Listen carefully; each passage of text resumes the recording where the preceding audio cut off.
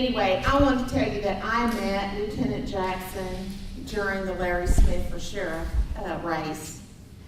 And Jimmy is a really good friend of mine. I have always been a strong supporter of law enforcement. And when you had your own family be a victim, a family member be a victim of capital murder, it changes your outlook on things. And I was raised as somebody that was supposed to always be respectful of those in authority, and that being law enforcement. Now, are there some bad eggs in law enforcement? Sure, just like there is in anything. But I will tell you that we need a strong state law enforcement. We need a strong local law enforcement. We need constitutional law enforcement. And I know that that's what we have. But we need to keep that. I was a very strong supporter of the pay raises for DPS. I told Lieutenant Jackson I would be. The Tea Party Caucus Advisory Committee supported the pay raises for DPS, and here's why. DPS, and Jimmy will tell you more about this, DPS is losing people to Metro PDs because Metro PDs pay a lot more than state law enforcement. We can't have that. We've got to have strong law enforcement because when you see the lawlessness that happens in some of our big cities, that could come to a place near you. And we need to make sure that we've got law enforcement that's going to do what they take an oath to do, and that is to protect your life, liberty, and your property. And I can tell you that if you ever for a minute think law enforcement is just like any other state agency, think about what their families face every single day. When those law enforcement officers get up in the morning and they put on that badge and they put on that gun and they face the culture that we live in today. We have a culture that doesn't respect authority, doesn't respect law enforcement, and then we have this other thing, the dirty secret that lots of people don't want to talk about. We have cartels alive and well in the state of Texas, and they are dangerous. And we have a rampant drug trade. So these officers never know what they're going to face. That's why I supported the raises for law enforcement. Was glad to do so. And I have to tell you, Lieutenant Governor Dewhurst and Tommy Williams, when I sat down with them, they went, "Well, Joanne, you're supporting DPS raises." I said, "Sure am." So you need to make sure that you have enough room in the budget for that. Because these men and women need these raises. Because we need to attract and we need to keep the very best of the best who want to serve in law enforcement.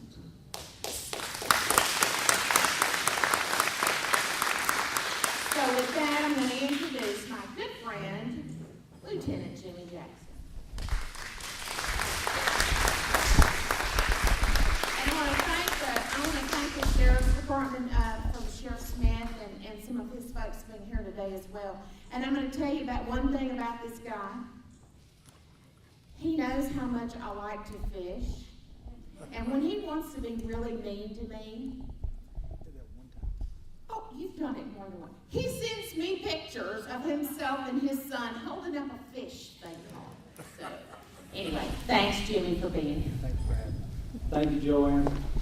When Joanne called and asked to come speak, she said, "Jimmy, I'd like you to come give an overview of your agency and DPS and talk about the challenges in law enforcement, the challenges your agency's having in recruiting, retirement, the disrespect some of the law enforcement officers around the state see and the nation." And she gave me a laundry list of things to talk about, and then followed that right up with wrap it up in about 20 minutes. So it was, what I've done is prepared a little presentation to give you an overview of our agency, some of the things our agency's accomplished, and then at the end, we're going to end with a video, and I'll talk a little bit about the video before we do it, that it shows some real-life footage, and it's nothing gory, but some of it is hard to look at, and it explains why it's hard for our agency to recruit people, and it's hard to recruit people to do this job because we do things differently. Our agency as a whole has a mission. The director lays out the mission and how he wants us to accomplish the goals we accomplish and the things we do. But our mission is pretty simple. The mission of our agency is to protect and serve Texas. That's what we try to accomplish on a day in and day basis. We're going to combat terrorism and crime, enhance public safety, and do these things and try to accomplish these issues with some core values that our director lays out. Core values like integrity, teamwork, excellence, accountability. Joanne said nobody's perfect, and I won't profess that our agency has been. But by and large, I think law enforcement as a whole and our agency does a good job of adhering to these values and striving to be the best that we can do in what we do. The department has a motto, courtesy, service, and protection, that we try to uphold while we're carrying out these duties everywhere we go and what we do. Here are a few statistics that some of you may find interesting just about our agency and what's been accomplished over the last few years. Oh, oops, sorry, I went back. Well, we've lost something.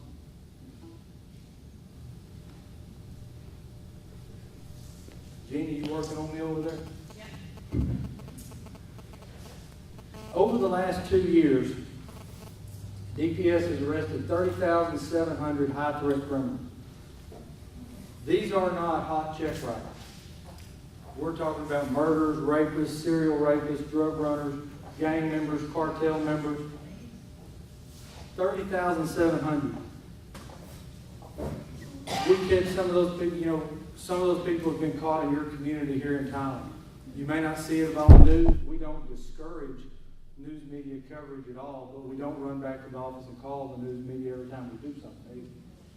So you may hear about some of these, you may not hear about some of these. But 30,700 high-threat criminals in 2 years. 238 tons of marijuana, methamphetamine, and heroin, and seized $42 million in cash from the drug cartels in Texas over the last 2 years. That's the criminal enterprise moving through Texas highways that our troopers, rangers, agents, and officers of the department are interdicting and stopping. The department investigated 122,000 motor vehicle crashes. 34% of all our fatal accidents in Texas are intoxicated drivers. It should be no news to you in this community that DWI is a problem for our agency and a problem for our community. For years, we can't say this now, but with 20 years of law enforcement and the majority of it right here in Smith County, Smith County has been nicknamed the wettest dry county in Texas for a lot of years. And we can't say that now, but there's a reason we earned that reputation for several years.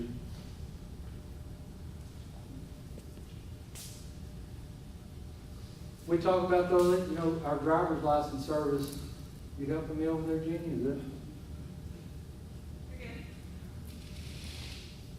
Our commercial motor vehicle service, you've probably seen our commercial motor vehicle troopers out on the side of the road, stopping trucks, doing our safety inspections.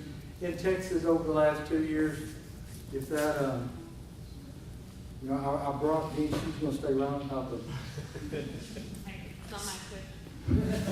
17,000 commercial vehicles out of service for hazardous violation, 131,000 truck drivers and commercial drivers taken off the roads in efforts to make Texas safer.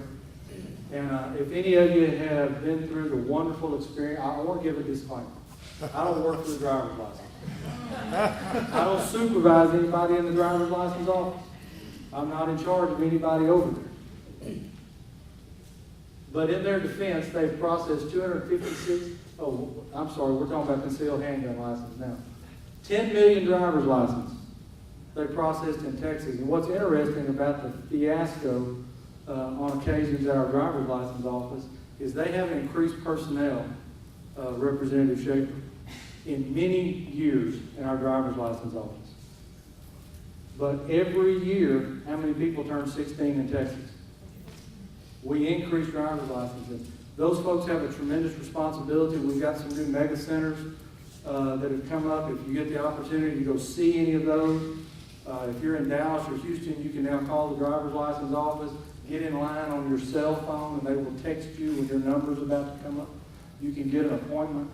And that technology is going to be spread through Texas. I think the legislature gave some more appropriations this year to the department's budget in that area, and that's an improvement that is long needed. So those problems all of you encounter and talk about at our driver's license office are improving around the state and getting better. Our organizational structure, for those of you who don't know how our agency is set up, we have a 5-member public safety commission that's appointed by Governor Perry that oversees the operation of our agency. That 5-member team meets once a month. They have monthly meetings and public meetings. If that ever interested your group or anybody, it's open to the public. You can listen to them. Our director and assistant director report directly to that commission. As somebody comes off, they have alternating terms, and as that happens, they're appointed by the governor. Our agency has some major divisions. Those are the major divisions within our agency: our aircraft operations, counterterrorism division, highway patrol. We have a criminal investigations division, Texas Rangers. We have an emergency management division, regulatory license, and driver's license division. And I will briefly run through a little overview of some of those divisions to talk about what it is they do. Our aircraft division, we have 64 pilots and tactical flight officers in that division. They do amazing work. We have a helicopter station in Longview as our closest helicopter to us here. I don't know if y'all have seen any of the news releases or been involved. They support local law enforcement. We enjoy a great relationship with local law enforcement. As you might expect, all over the states, relationships vary. We have always here in Tyler had a great relationship with our counterparts. Hello? Hello? I think the battery went dead on that one.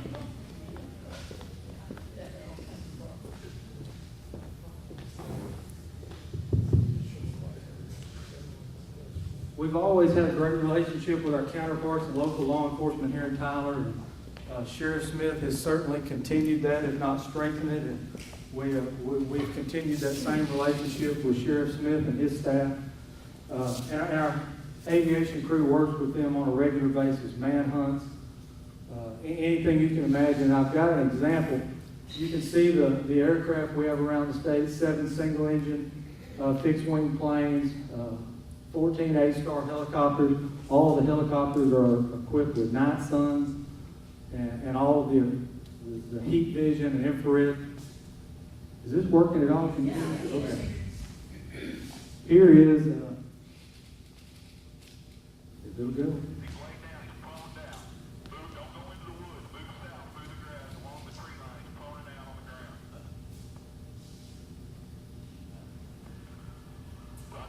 Can you turn it over?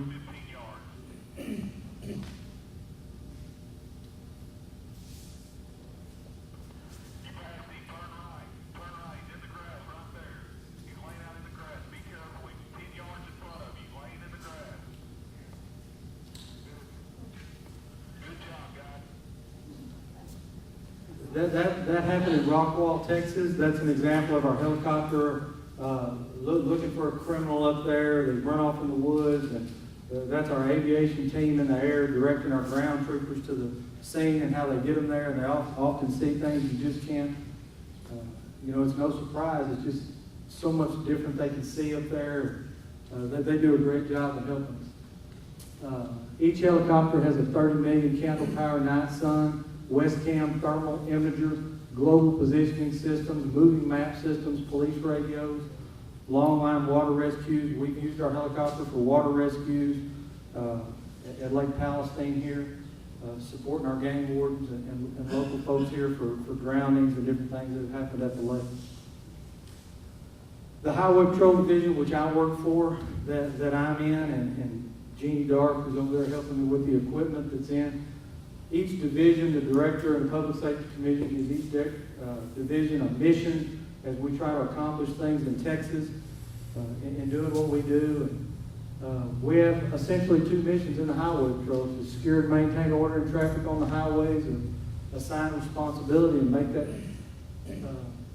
keep the highways safe and educate citizens about Texas.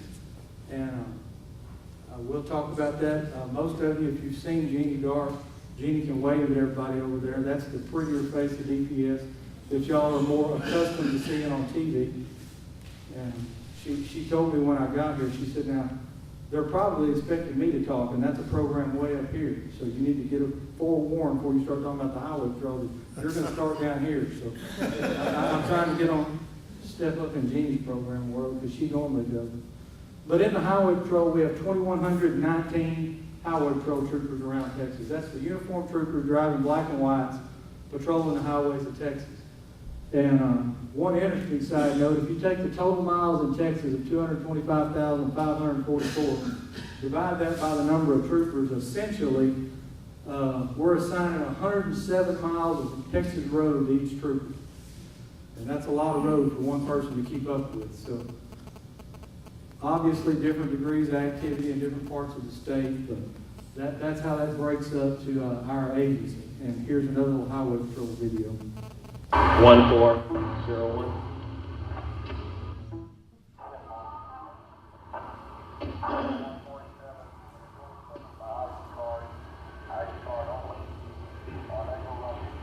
Let me get you come on over here, man. If you're up here and anybody hits the back of my patrol car, it's a good chance you're going to get caught somewhere in between that car and your car.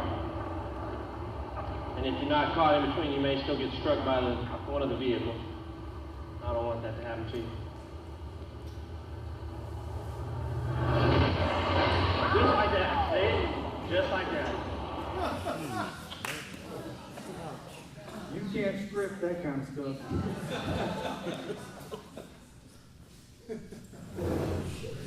But it's funny, we laugh about it, we talk about it. Well, what kind of shape would that trooper have been in had he still been standing by the door of that car asking that driver for a driver's license? And I'll show you some more as we go through here. Within the Highway Patrol Division, we have some specialized units. We have 35 K-9 units around the state. We have a dive recovery team. I'm running through this a little fast. If you have questions, we'll talk about them at the end. I don't want to get Joanne on me about my time. We have a dive recovery team. We also have some shallow water interceptor boats. We have a marine unit that patrols our intercoastal highways, the border, the river. In the video I show at the end, around the border, whether we're dealing with human trafficking, money, drugs, along the border, once we get after some of those criminals in Texas, oftentimes what they do is, we call it a splashdown. They just run back the border, drive the car right into the river, swim back to the other side, have somebody from the other side come pick them up, and for a long time, once they hit the water, we couldn't do anything about it. Now we have 6 36-foot Boston Whalers that have 300 horsepower motors on them. They tell me they'll run 65 miles an hour at 18 inches of water. They're armed with 4 308 machine guns, and it takes a 7-man boat crew to operate them. So business has changed a little bit for the drug cartels when they splash back down in the river. We have a SWAT team. We have a public information unit. That's what, when I referred to Jean Dark earlier, Jean does that. I'm sure y'all seen her on the news on a regular basis. She does public education programs, media relations, and school programs. She is the face of the agency and the news media and does a great job at it. Our commercial motor vehicle enforcement service, when we talked about putting all those truck drivers and unsafe trucks and drivers out of service, this is the unit within the Highway Patrol that does that. They also have compliance review teams that do safety audits with various trucking companies in the commercial world. For a long time, our agency had specialized divisions within the criminal investigations. We had a narcotics unit, we had an intelligence unit, we had a motor vehicle theft unit. One of the things our director, Steve McCraw, did a few years ago was he combined all those units into one division and called it the Criminal Investigations Division. And now it doesn't matter whether that agent's investigating a motor vehicle theft ring, a drug ring, a human trafficking ring. The investigators investigate crime. And it has incorporated a lot of intelligence gathering and really strengthened our agency and what they do there. There's over 600 agents working on various cases around the state, and make no mistake about it, in Texas, the criminals are as organized as anybody you can imagine. They plan out their crimes. They're interconnected with the drug cartels, the gangs, and we have units that investigate and gather intelligence and all of those. Our special investigations, we have 163 commissioned investigators that gather information surrounding terrorism and gang activity in Texas. We have a fusion center that collects all that data. Our local agencies, our counterparts here in Tyler, Sheriff Smith and his staff can call our fusion center if there is a suspicious package at the courthouse or something's going on here with an elected official or something's happening here. We'll network with our counterparts. They can use our fusion center and access the data and information that this unit puts together. The gangs in Texas have a database within the prisons. The gangs are organized in the prisons. They're organized on the street.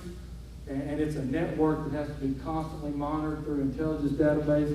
Our CID division uses intelligence operations, undercover operations. They're just having a ton of difficulty with us over there. Our Texas Rangers is a separate division, probably one of the more popular. Every time we go to a recruiting fair, I'm currently chairing the interview board for new applicants for the agency. And about 8 out of 10 applicants, one of the questions we ask them is, where do you envision yourself in 10 years? And they'll say, I want to be a Texas Ranger. I want to be a Texas Ranger. But in Texas, we only have 150 commissioned Rangers, and they do great work. And if you haven't had the opportunity, that came with me today, Lieutenant Tom Davis is sitting at the table as the lieutenant that supervises our company of Rangers in the Tyler area. If any of you followed the tragedies in Kaufman County recently with the death of the DA and the things that went on in Kaufman County, that's still under investigation and things still going with that. But Lieutenant Davis and his crew of Rangers in this area were instrumental in solving those cases. So our local Rangers here in Tyler deployed over there. We didn't see Tom for 3 weeks, I guess, over there because he lived in that command post in Kaufman County.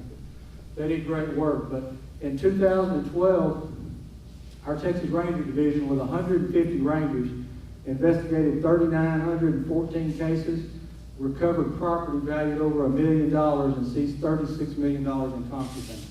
That's a lot of work for 150 guys. They really do some good work for us.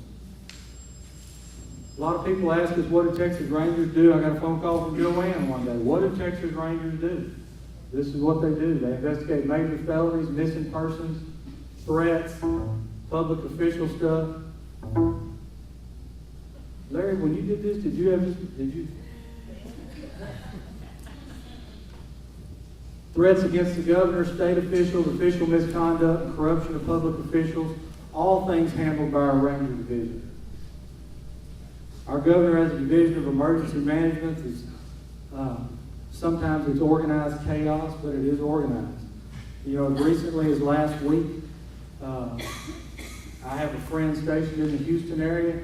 They were out planning contraflow if we had to evacuate Houston again. Time and how long it took to get everybody in place to the intersections. I spent last week over in Longview for a simulated disaster drill. In the event we have a natural disaster here, a hurricane, the governor of our Division of Emergency Management will take over. Our highway patrol captains become disaster district chairs. We work with our local counterparts to organize, set up shelters. Various churches, this may be one, I don't know. Various churches in the community have signed up to be sheltered. So if we experience a situation like we had in West with the explosion or the tornadoes that have devastated Fort Worth and those communities up there, we're prepared to house people, help people, and make an organized response. We have a regulatory license division that looks into private security, private security companies that regulates those services, prescription fraud. Prescription fraud, as you can imagine, is a big issue in our community, and we have some groups that deal with that. Our concealed handgun, how many concealed handgun licenses are in? We were talking when we came in here, so this is one group that we may talk to that may actually have more guns than we have. When we come in, but concealed handguns, we maintain records for nearly 350,000 active concealed handgun licenses. And that's a lot of work for one group to keep. Our driver's license division we referenced earlier. We have fraud investigators. There's some great technology in our driver's license division. Most of the opinion of driver's license, most of you form your opinion of our driver's license service by your experience in our driver's license office. And it's really an unfair opinion. They do a tremendous amount of work. The Rangers, I think Tom and his guys use the driver's license service for photographs, fingerprints. It's amazing the information and technology that's available in those divisions. They rolled out a summer rollout where our driver's license service is using biometrics to compare driver's license photos and other identifiers to suspects in crime. So they're really integrating the technology with driver's license into the criminal element in Texas in an effort to solve crime. As you can imagine, an agency as big as DPS and covering the amount of coverage we have to cover in Texas, we have to have a support division. We have some divisions that, frankly, we just couldn't do our job without them. There are support divisions at the agency. Our crime lab, communications, breath alcohol testing, and crime records are the four major support divisions of the agency. They do a variety of things in communications. Our crime lab, which was started in 1937, we currently have 13 locations and about 279 forensic scientists. The crime lab, CODIS. Larry, are y'all using CODIS? Y'all submitting stuff to that too? Most of our local agencies are. CODIS it's essentially a tracking base for DNA. We collect DNA. DNA is collected from criminals. It's maintained in a database. And if a law enforcement agency anywhere, if there's a homicide, rape, murder, serious crime in Smith County, the investigators collect some DNA at the scene. We can submit that DNA into the CODIS system. There's a match, there's a chance, and I don't know the exact numbers, but it is not uncommon for law enforcement to get hits, develop suspects, and clear crimes through this CODIS system. Some of the services that are available through our crime laboratory, we have a mobile crime lab, clandestine lab assistance for meth labs that are encountered out in the country that are a danger to officers. We have a group that will suit up and come out and dismantle these, shoe tire impressions, DNA, biological evidence, hair fibers, paint, and drugs. Anything we seize is analyzed, and our labs do a great job of doing that for us. We have 27 facilities. They provide 24-hour-a-day, 7-day-a-week coverage to 97% of the Texas geographic area. So it's a big area they take care of. We have an administration division that has psychological service, an HR division like you would anybody else, a training bureau, and a fleet operation. We have a training academy in Austin. You'll see a piece of that in the video I'm going to end with. We train our own troopers. Our recruit school is about 6 months long. When we get to the little recruiting slide, I'll talk more about that in just a minute. When we talked about what Representative Schaefer and the other legislators did for us at the legislature, you're going to see on the news that DPS has been given the biggest pay raise in history. They've been given a 20% pay raise. It's the biggest pay raise ever. I can't convey it. I thank Representative Schaefer and the other legislators, and will continue to.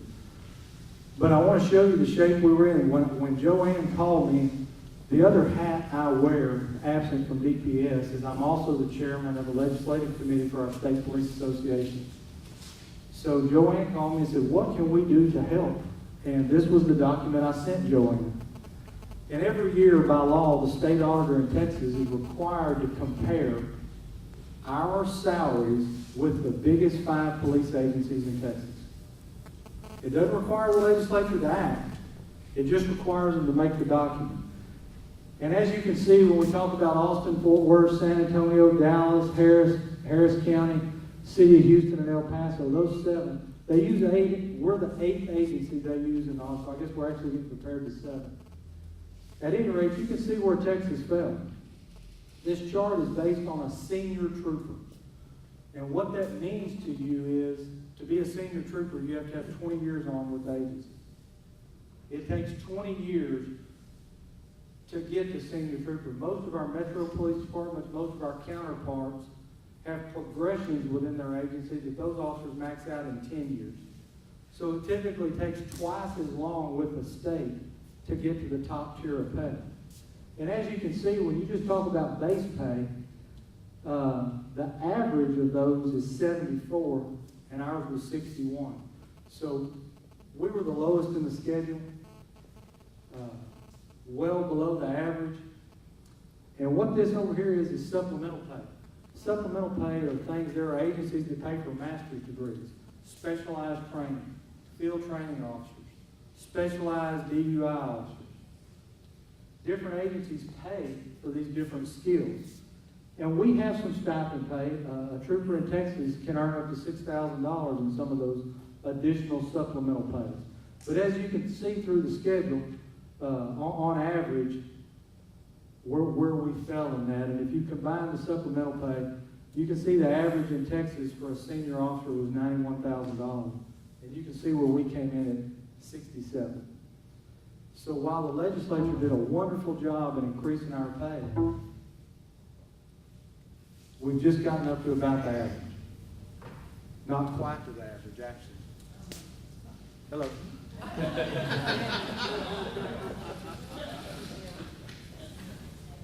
If you can hear me, I'll just keep talking. So we got back to about the average, and it's a wonderful time. And so where we find ourselves is in 2 sessions from now, 4 years from now, when I come back to Representative Schaefer, he's going to say, Jimmy, we just gave you a 20% raise 2 sessions ago. And I'm going to say, yes, sir, but that didn't even get us to the average, and we're at the bottom of the chart again. Now, I hope that doesn't happen. That was the reason our association lobbied for this bill to try to fix some of that. And I am in no way downplaying. The legislature did great work, and it put us in great shape. Our agency is losing over 200 officers a year to retirements. We're not hiring that many troopers to put through recruit school. Last legislative session, we had 350 vacancies in the state. Today, we have over 400. And that is with one of the most aggressive recruiting programs I've ever seen. That doesn't even take into account those that are leaving us to go to these higher paying agencies. So while the legislature is buying boats, helicopters, different things for us to do, we're truly having a hard time hiring people to staff those positions. We have parts of the state, 2 sessions ago, the legislature appropriated enough money to give every trooper his own car. We had cars parked for a while. We've told them quit buying them. We can't put bodies in them right now. So those are some of the challenges we face in recruiting and the things we're doing. So this salary package is going to be big. Prior to this legislative session, if you graduated college, and unlike any other law enforcement agency, I'm sure Sheriff Smith wants to do it at his office. We want to hire the best. We want to put the best qualified person we can out there in our equipment serving Texas, protecting you.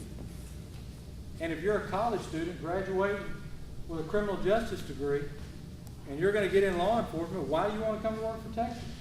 You can go to any of these other ones and make more money and have promotional opportunities in the town you live in. If you promote with our agency, you've got to move around this state to where the vacancy is. I've had the opportunity to be a lieutenant in McAllen and Waco before I could make it back to Tyler. So you do some moving around when you promote. So this salary package, I just can't tell you how important it is to us to be able to do the job we do. I'm going to end this presentation with a video. One of the things Joanne asked me to talk about was the challenges we face in law enforcement. And I can tell you face to face what it's like. We can talk about it, but frankly it's easier just to show you a video. And I'll tell you, 2 of these videos on here are from your East Texas Trooper. I pulled them out of my closet. I didn't have to go to Austin and say, I got to do a presentation. Find me the worst thing you got. We just pulled a couple of these videos out of the closet to bring to you. And the video I'm about to show you, when we went to the legislature, Representative Schaefer mentioned retirement and the retirement system. Our retirement system changed too. And I want to tell you, we're thankful for some of the changes. One of the things we faced in the retirement system, and as an association we have people coming to us and say, why are legislators trying to change our retirement? They're raising our retirement age. And other than raising the age, we appreciate what's been done, because they have taken law enforcement and separated us out of the state retirement system and made a standalone system for us. And why that's important to us is I'm not taking away from a teacher, a TxDOT employee, or another state employee, but our job's different. What we do is different. And when you talk about a teacher working to 62, I don't want a teacher to work to 62. I don't want a TxDOT employee to work to 62. I wish Texas had enough money to let everybody retire whenever they wanted to. But there's not a memorial wall in Washington or in Austin on the Capitol grounds for coaches or teachers. Our job's different. And by separating our retirement out, the legislature's raised our retirement age to 57. The federal government, mandatory 57. After this legislative session, 57 is the minimum age a trooper can retire. And I hope that's something we can work on in future sessions, because when you watch this video, I want you to think about a 57-year-old man or woman doing some of these things. You ready, Gene?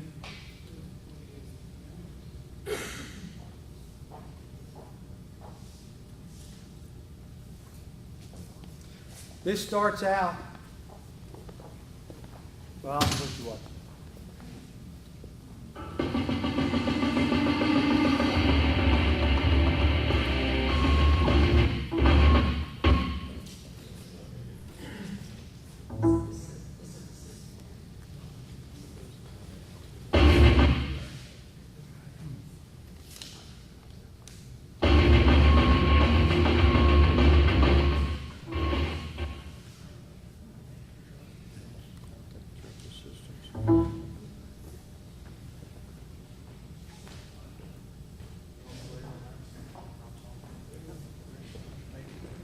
They're going to change the video over to a different computer, so we'll talk a minute while they do that, and maybe you can see it.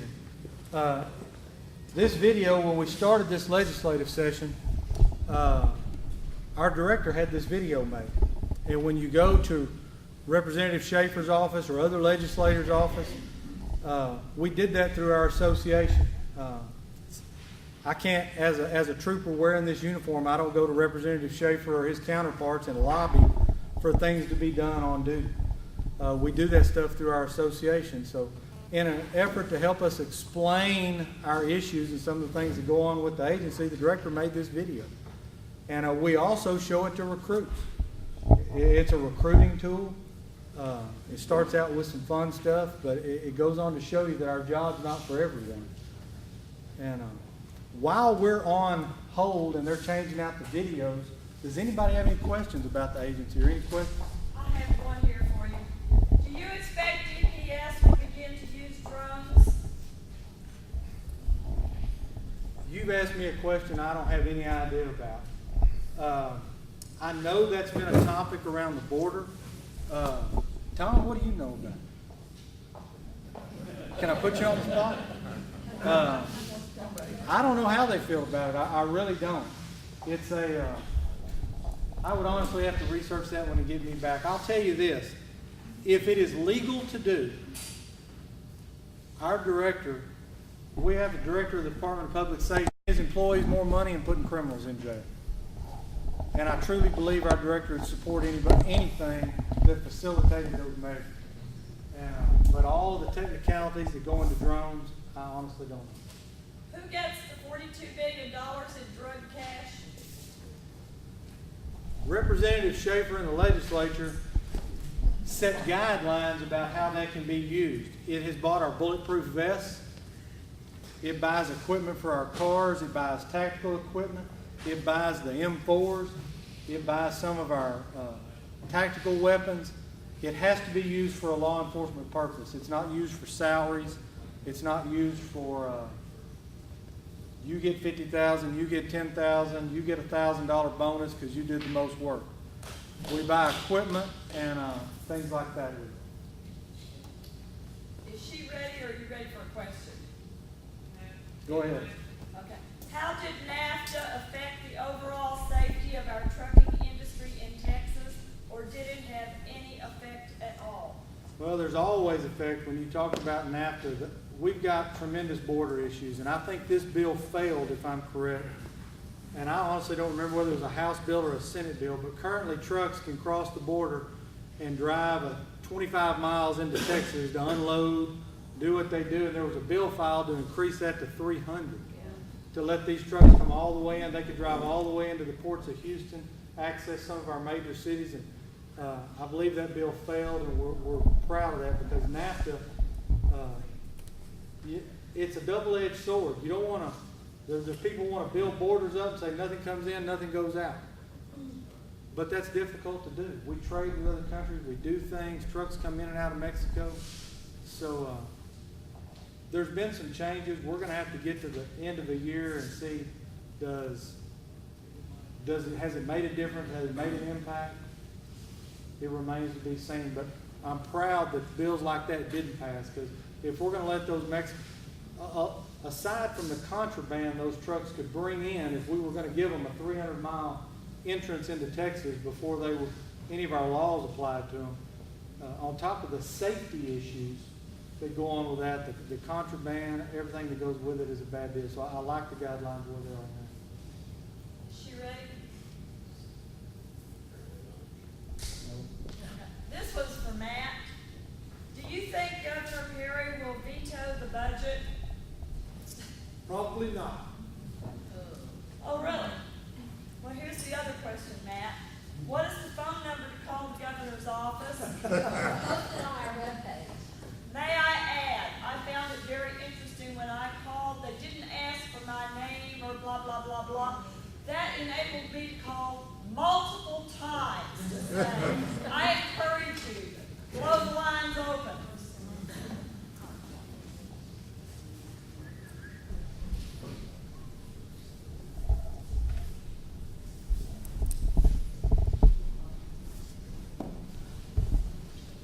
Working.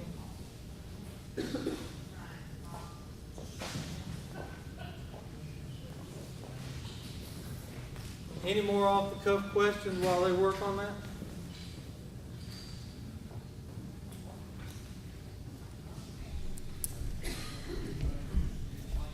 I guess we're just going to hunt time fillers for a minute. I can talk about Joanne.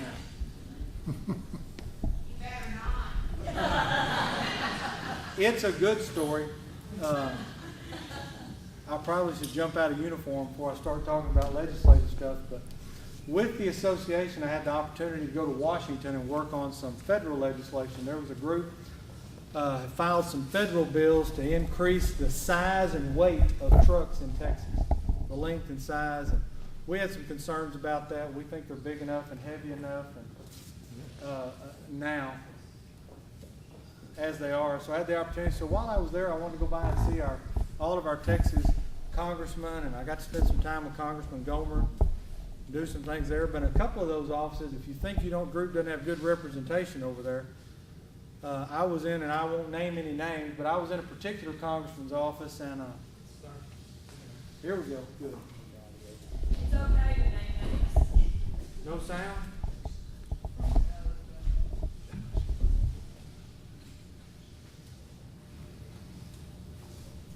Joanne, I played it. I promise I played it for a brother.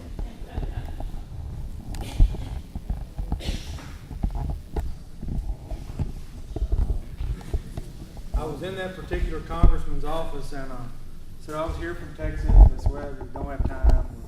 We're really busy. Congressman doesn't have time for a picture. People are hustling and bustling. So I said,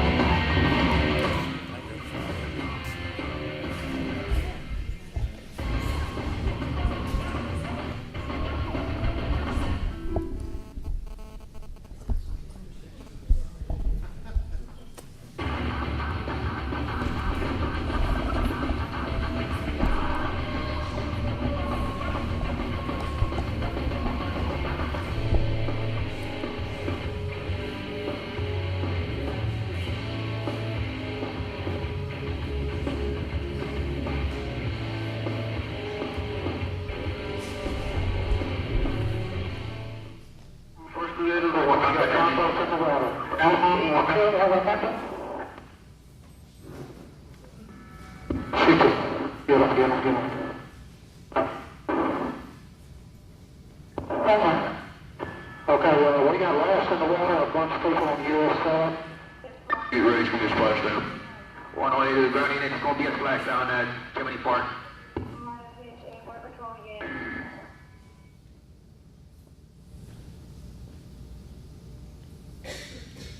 Jiminy Park, we're in the water. We got multiple subjects. Need some backup down here.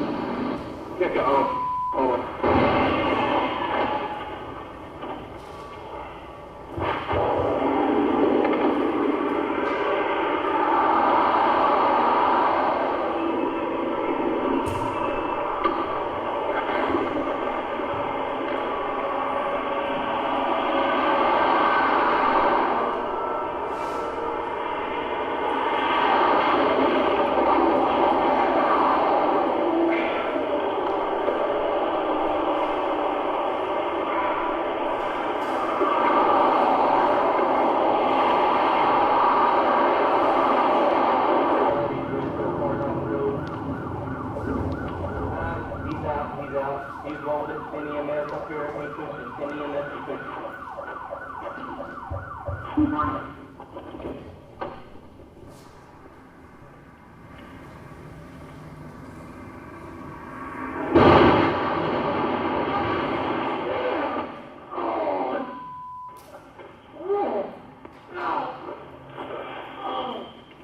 no suspensions, warrants, anything like that? You ever been arrested? PI. PI. Okay. Get on the ground. Get on the ground.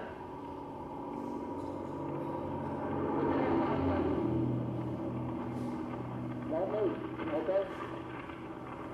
Don't move. Don't move. Don't move. Don't move.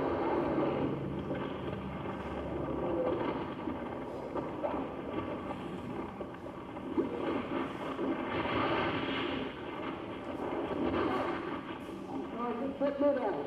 Put me down. Please, please. I'm begging you, man. I'm begging you. Please, don't. I'm begging you.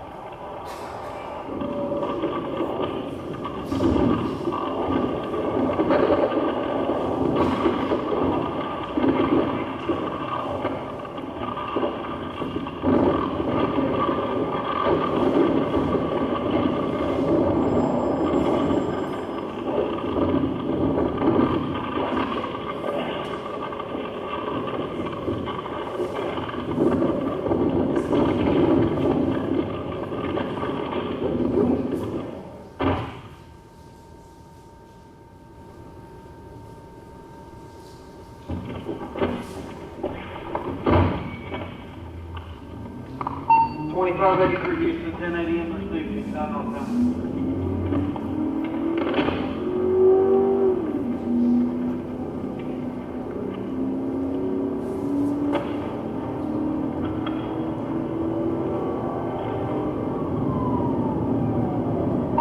2583 Houston, we're 59 southbound, 100, 2025 right now, 100 miles an hour left in lane.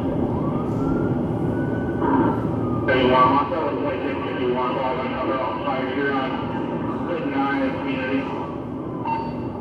2583 out clear, we're on the inside lane right now, coming up, we're past Fostoria, half mile from East River. It's a dead end.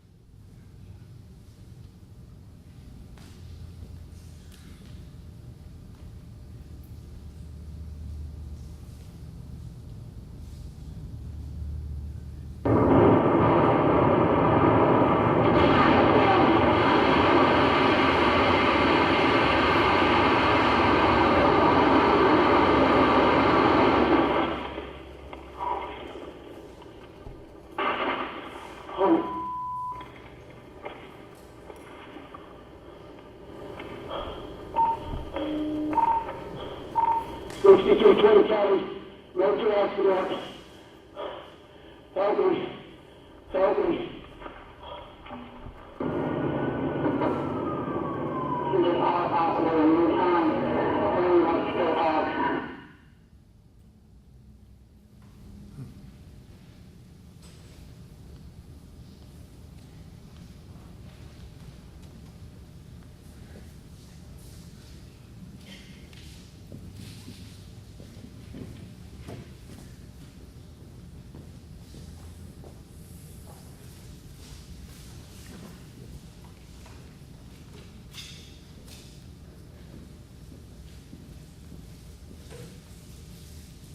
It's almost over. If they get it going, there is one last one out of Tyler that I hope you get to see if they get it going. But the point of that video is obviously not to trifle with anything. We're showing it to new applicants. This job's not for everybody. It's different. We do our best to keep the road safe. And I anticipate next session, I don't mean this to sound beggars can't be choosy, because we are thrilled with the changes the legislature made in our retirement by separating us out and doing the things.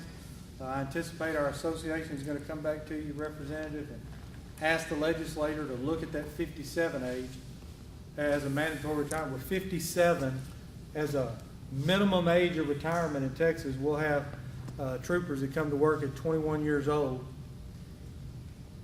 in our retirement system be eligible for 100% of their retirement a year and a half before they're eligible. And we think 37, 38 years is a long time to ask somebody to do that. We have some, I'm fortunate I've been able to, I get to spend my time in the office facilitating. I don't spend every hour of the day in black and white like these guys do.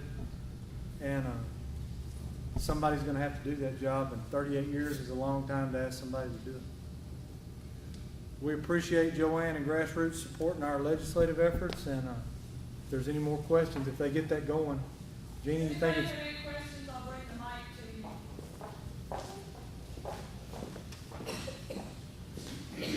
Maybe after watching that, I'm just curious to, this is probably not on. I'm just curious, do y'all track or keep a record of how many calls come in from other drivers on the highway when they see an officer in distress? They keep track of some calls, but I don't know if they divvy them out into all those categories. Our communications division, how many calls of service they answer. I'm sure the 911 center can talk about how many 911 calls came in. But specifically about that, I don't think so. I cannot imagine someone not calling in, seeing an officer in distress. The video you saw, honestly, the video you saw where it said that fight lasted 15 minutes, that was a trooper in Longview. That was an incident in Gregg County. And our communications was notified by a motorist. We did get a call. That did come in. Yes, ma'am. Why is it that they don't, sounds kind of bad, but why aren't they shooting these people quicker than? Why don't they disable them somehow? I wish I could answer that. We have a use of force continuum. And it's not situations where deadly force gets justified and then they're bought and paid for, we can kill them at any moment. That continuum swings back and forth. There are times during that fight on the side of the road where that trooper, could he have got to his gun, may have been justified in doing that. But just because somebody starts to fight doesn't automatically give us the right to shoot You somebody. can't even disable them then? We have, like shoot them in the leg? Yeah, hopefully. No, ma'am, but if we get another vacancy on the commission, I'd like to get your call. To tell you, there is a continuum they have to follow. They have to go from hands-on to some mechanical techniques to some stunning. They have a progression that by statute we It have. just doesn't seem fair. I mean, I like your mentality, I really do. I really do. Anything else?